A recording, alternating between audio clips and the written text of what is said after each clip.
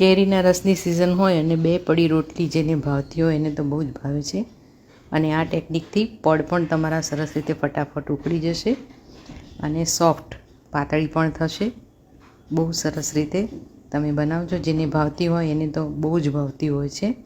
કેરીના રસ સાથે ઈદડા હોય, 2 પડવાળી રોટલી હોય, છૂટી દાળ હોય, ઘણા લોકો ફજીતું પણ બનાવતા હોય છે, શાક હોય તો જલસો જ પડી જાય. અને તમે જોઈ શકો છો કે એકદમ પાતળી કાગળ જેવી થાય છે. તો શરૂ કરીએ. નમસ્તે મિત્રો, હું છું માયા દીપક. માયા દીપક 22 યુટ્યુબ ચેનલમાં આપ સૌનું સ્વાગત છે. તમે મારી ચેનલ સબસ્ક્રાઇબ ના કરી હોય તો માયા દીપક 22 યુટ્યુબમાં જઈને સબસ્ક્રાઇબ કરો, લાઇક કરો, શેર કરો, કોમેન્ટ કરો. તમે મને ફેસબુક અને ઇન્સ્ટાગ્રામ પર પણ ફોલો કરી શકો છો. પડવાળી રોટલી બહુ જ ફટાફટ થઈ જતી હોય છે.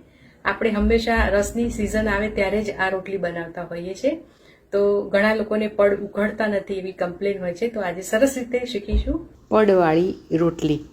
3 કપ મેં ઘઉંનો લોટ લીધો છે. એમાં જરૂર મુજબ મીઠું ઉમેરીએ છીએ. ઘણા લોકો મીઠું ઉમેરતા નથી તો સ્કીપ કરવાનું. લોટને પહેલાં મિક્સ કરી લઈએ છીએ. મારી પાસે પનીર બનાવેલું એનું આ પાણી હતું. પનીરનું પાણી ન હોય તો મલાઈ અને પાણી મિક્સ કરીને તમે લોટ બાંધશો તો પણ તમારી રોટલી બહુ સરસ સોફ્ટ થશે. અને એ ન હોય તો તમારે એને ખૂબ મસળવાનું, પાણીથી બાંધવાનું પણ લોટને ખૂબ મસળવાનો તો પણ સોફ્ટ થશે. હવે તેલથી એને ગ્રીસ કરી 10 મિનિટ માટે રેસ્ટ આપીએ છીએ. ઢાંકણું ઢાંકી દેવાનું છે.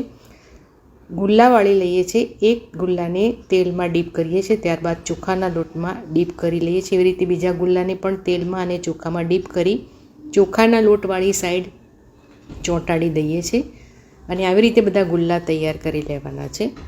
ત્યારબાદ ચોખાના લોટમાં અટામણ લઈ અને સરસ રીતે આગળ પાછળ ફેરવીને રોટલી વણી લઈએ છીએ.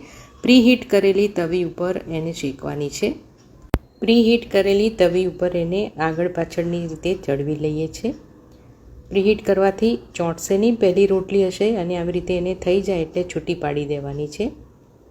ઘી તમે કોઈ પણ સાઈડ ચોપડી શકો છો. બધાની રીત અલગ અલગ હોય છે. તો આવી રીતે બધી રોટલી તૈયાર કરી દઈએ છીએ. ચોખાનું અટામણ વાપરવાથી ખુલશે પણ સરસ રીતે અને રોટલી ખરેખર ચવડ નથી થતી. ઘણા લોકો કમ્પ્લેન કરે છે પણ લોટ સરખો નહીં બંધાયો હોય તો એ પ્રોબ્લેમ થશે. તમે પણ બનાવજો. વિડીયો ગમે હોય તો મારી channel like, share, subscribe, follow કરજો. કોમેન્ટ કરશો તો ખૂબ ગમશે અને લોકો સાથે વહેંચજો. Thank you. એન્જોય.